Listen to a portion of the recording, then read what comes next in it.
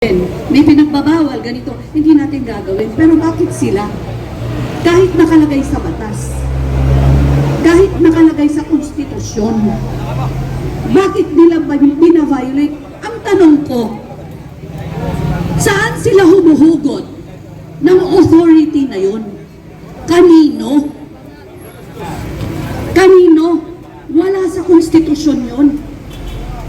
Sinong nagbibigay sa kanila ng tapang na kumuha ng pera sa National Treasury, sa kaban ng bayan na sinasabi nga pinambibili ng barel, pinambibili ng bulletproof na mga sasakyan, yung mga naka-tricycle lang nung araw, hello, talong-talong-talo, sarilo pa lang, 5 milyon, 3 milyon, ang mga bag, 3 milyon. Ako po, bago po ako nakabili ng mga mamahaling bag, dugo pawis ang ibinuwis ko sa hanap buhay. 23 years na po ang business ko. Hindi pa po ako makabili ng luxury na sasakyan. Bakit? Bakit ako sasakay nun? Ba't ako bibili nun? Nakakarating din naman ako magmula bahay ko hanggang veterans.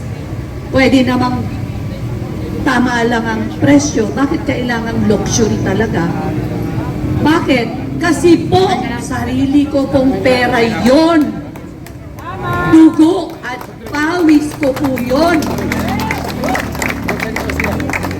Pinaghihirapan ko po yon.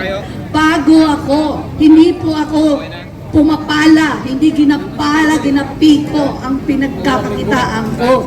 Dugo at pawis, umaakyat po ako sa mga building construction po kasi ako.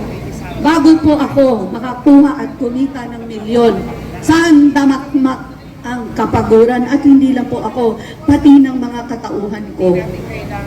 Hindi po madali. Kaya po, hindi ko po nilulustay dahil pera po ng kumpanya, pera ng mga tao ko. Bago po ako kumuha ng kita ko, ng profit, na malaki na yung 15%, inuuna ko po muna ang mga tao ko. Kailangan may pasweldo, kailangan may pakain, kailangan may bonus tuwing Pasko. Kahit sabihin mo may pera ka sa bangko, magbili ka lang ng mga pambonus, pang Christmas party, walay na, ubus. Kasi inuuna natin ang mga taong tumutulong sa negosyo natin, ang mga taong tumutulong para umunlad ang kumpanya.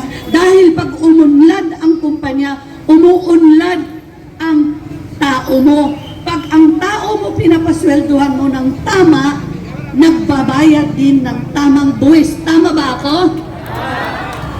So, pag may nagbigay sa inyo ng pera na galing sa ayuda, nang galing sa akap, sabi nga ng yaya ko kanina, ma'am, nakatanggap po ako ng akap. Magkano natanggap mo? Ma'am, 3,000 lang po. Magkano ba dapat na ipamimigay ng akap? Sino nakakaalam? 3,000 lang daw ang natanggap niya. Ang alam ko dyan, mahinang 5,000. Pati yung mga ayuda pa. Correct? O 3,000 lang daw. Nasa napunta ang 40%? Saan napunta ang 40%? Diba? Ako sa negosyo ko, happy na ako pag naka 15% akong kita. Pero bago ako kumita ng 15%, sandamakmak naman talaga ang pinaghihirapan natin. Gigising ako ng umaga, gigising ako ng alas 8 ng gabi, matutulog muna ako kasi madalas pag nasa building kami, ang construction namin madaling araw, umaga na, gabi. So alam mo yun, puyat-puyatan. Pero ang saya lang ng buhay ng nasa HOR natin at saka yung ating mga mambabatas, di ba? Wala pang trabaho pag Friday. Samantalang kayod marino ang mga nasa private kasi ang trabaho sa private Lunes hanggang Sabado po. Ang dami pang kaltas. So, bakit po ako nandito para magsalita? Dahil po, ang sabi ko nga, nanay din po ako. I'm a mother and I'm a grandmother. Ang sabi ng anak ko kanina, nakita niya yung TikTok ko, napakinggan niya. Sabi niya, Mommy, don't dare do that. And I said, do what? You cannot do that, Mom. Do what? Ang magsabi ng katotohanan? Sabi ko, sinong nagsabi sa'yo? My company will not allow you. I said, who is your company? Sabi ko, ikaw lang ang empleyado ng kumpanya mo, hindi ako. Hindi nila ako dapat pakikialaman. Pati ba naman yan, mangingialam sila? Sabi ko, if indeed there is a prohibition, ilabas mo sa akin yung kontrata ng employment mo, babasahin ko. Ipapakita ko sa lawyer ko kung mayroon silang karapatan na pati yung karapatan kong magsalita, pipigilan nila. Papayag ba kayo nun? Papayag ba kayong manahimik ako? Nakakasama ng loob. Wala tayo dapat dito eh. Dapat nandun tayo sa mga bahay-bahay natin, nagpapahinga. Linggo ngayon. Dahil bukas, makahanap buhay na naman hindi nyo gawin. Sinong gagawa? Sino? Kung hindi natin gagawin ito, sinong kawawa? Hindi lang po tayo, yung anak natin, yung mga apo natin, yung magiging apo pa natin. Bakit? Mauubos na ang kaban ng Pilipinas. Wala na pong matitira sa atin. Huwag po tayong pumayag niyan. So ang huling sasabihin ko, tuloy po natin ang laban. Laban para sa bayan. Maisog po tayo.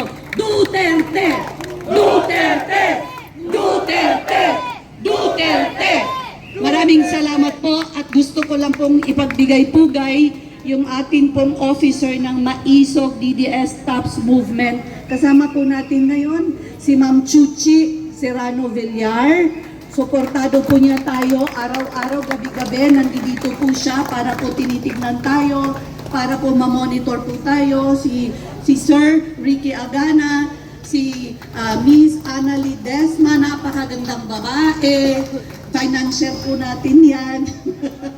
Makapagalitan ako. At saka si Miss Tess Velasco, nandito po sila kagabi pa. At saka ng mga nakaraang araw para po suportahan tayo. Ngayon ang sinasabi ko nga, hari naway, mabagabag naman ng mga, tama ba yung Tagalog ko? Mabagabag naman ng mga damdamin ninyo. Tumulong naman kayo. Kailangan po natin ng warm bodies dito para po suportahan at protektahan po natin ang mahal nating Vice President Nancy Inday Sara Duterte at si Attorney Zulaika Lopez. Huwag po tayong mapagod. Kahit po pagod na po tayo, sige, tuloy na po ang laban. Maraming salamat po sa inyong lahat at magandang gabi. Yun o. Okay. Nakita nyo naman po ha. Okay. Yan po. Galing po kay Mamu V. Yes. Maraming Dok, nabanggit po